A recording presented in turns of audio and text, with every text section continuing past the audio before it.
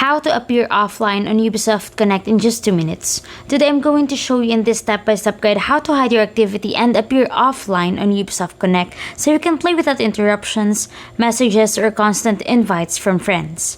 First, launch Ubisoft Connect on your PC and log into your Ubisoft account. Once the application fully opens, look at the top left corner of the screen where your profile icon and username are displayed. Click on your profile to open the account menu. After that, find the online status option. This is where Ubisoft Connect lets you control how other players see your activity. When you click it, several status options will appear, including online, do not disturb, away, and invisible.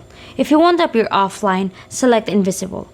This is the setting that hides your online presence from other users while still allowing you to use Ubisoft Connect normally. You can still launch games, access your library, and play online, but your friends will not easily see that you're active. The other status options work differently. Online shows that you're currently active, away tells people you may not be at your computer, while do not disturb helps reduce interruptions without fully hiding your status. But for maximum privacy, invisible is the best option. Another useful thing is that you can switch between these statuses anytime. If you later want friends to see you again, simply return to the same menu and change your status back to online.